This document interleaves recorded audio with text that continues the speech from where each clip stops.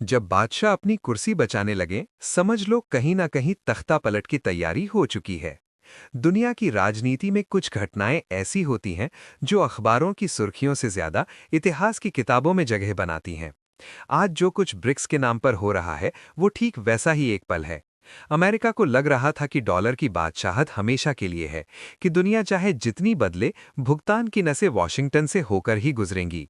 लेकिन अब तस्वीर बदल रही है, और इस बार इस बदलाव की स्क्रिप्ट कोई और नहीं बल्कि भारत लिख रहा है। 2026 में ब्रिक्स समिट भारत में होने वाली है, और उससे पहले ही भारत ने ऐसा चाल चल दी है जिसने व्हाइट हाउस की नींद उड़ा दी है। अब ये सिर्फ एक समिट नहीं रहने वाली, ये समिट उस सिस्टम की शोभा यात्रा का पहला पड़ाव बन सकती है जिसने दशकों तक पूरी दुनिया को डॉलर की जंजीरों में बांध कर रखा। अब तक चर्चा चल रही थी ब्रिक्स करेंसी की, एक साझा मुद्रा की, लेकिन भारत ने उससे एक कदम आगे बढ़कर खेल पलटने वाला दांव चला है। आरबीआई ने ब्रिक्स देशों के बीच डिजिटल पेमेंट के लिए एक ऐसा मैकेनिज्म सामने रखने की तैयारी कर ली है जो सीधे सीधे डॉलर को साइडलाइन करने की क्षमता रखता है। अभी इसका पूरा खुलासा नहीं हुआ है, लेकिन जो संकेत बाहर आए हैं वो अमेरिका के लिए किसी बुरे सपने से कम नहीं है।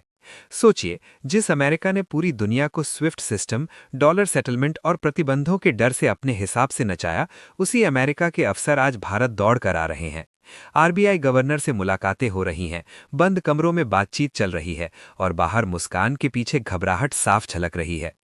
वजह साफ है, अगर ब्रिक्स देशों के बीच डिजिटल करेंसी के जरिए सीधा लेन देन शुरू हो गया तो डॉलर सिर्फ एक करेंसी बनकर रह जाएगा, हथियार नहीं। ब्रिक्स आज कोई कमजोर संगठन नहीं है। ब्राजील, रूस, भारत, चीन और साउथ अफ्रीका मिलकर दुनिया की आबादी का बड़ा हिस्सा कवर करते हैं। संसाधन, मैन्युफैक्चरिंग, टेक्नोलॉजी और मार्केट, सब कुछ इनके पास है। अमेरिका को डर यही है कि अगर ये देश एकजुट होकर भुगतान का अपना सिस्टम खड़ा कर लेते हैं तो अमेरिकी प्रतिबंधों की हवा निकल जाएगी।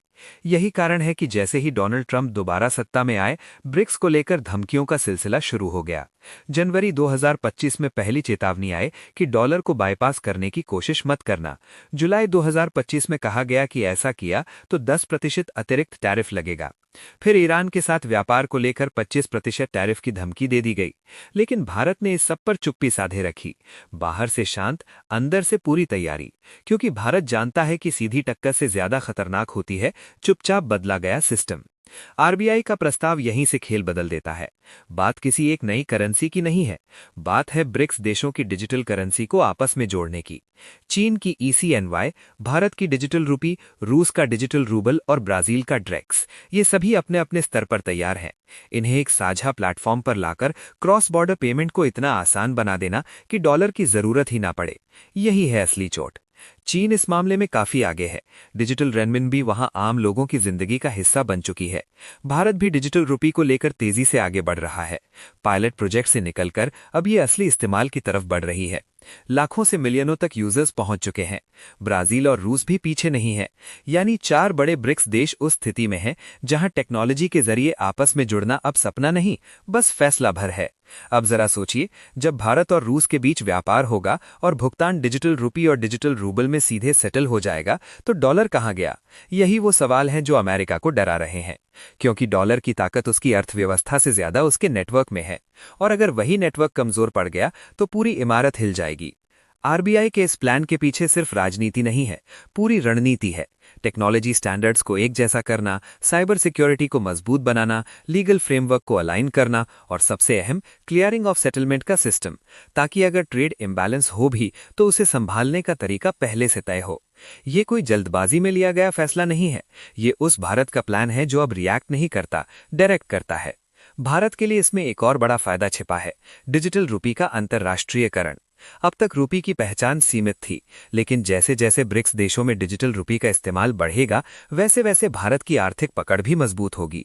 भारत सिर्फ एक मार्केट नहीं रहेगा, बल्कि फाइनेंशियल आर्किटेक्ट बनकर उभरेगा।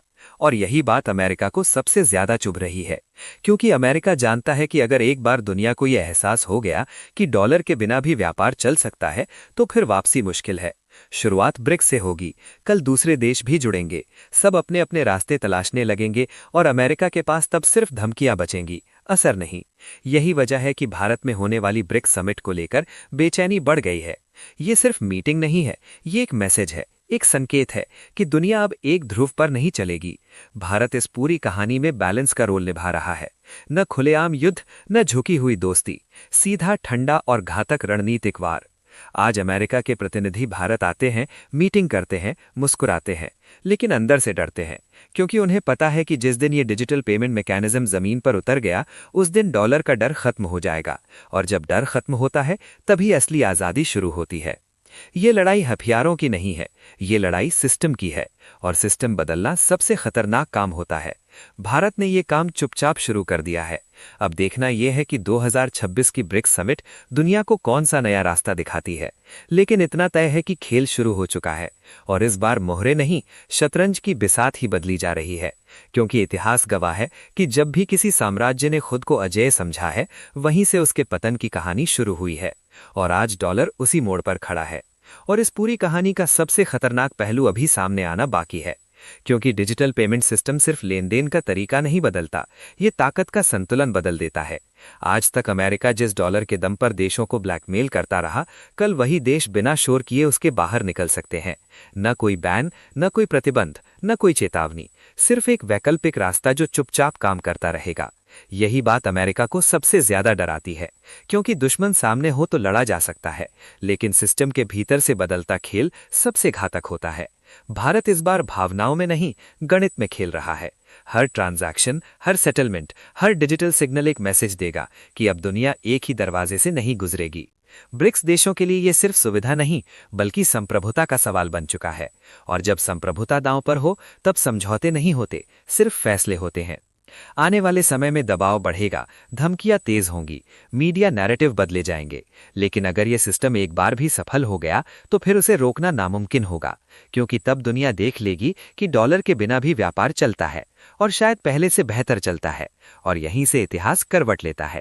क्योंकि याद रखिए, जब शेर की दहाड़ से ज्यादा खामोशी डराने लगे, तो समझ लेना जंगल का राजा बदलने वाला है। तो दोस्तों, फिलहाल के लिए इतना ही अपडेट था मेरे पास, जो कि मुझे आप लोगों तक पहुंचाना बेहद जरूरी लगा। तो चलिए फिर मिलते हैं नेक्स्ट वीडियो में एक और सच्चाई वाली असली खबर के साथ। जय हिंद, जय श्री राम।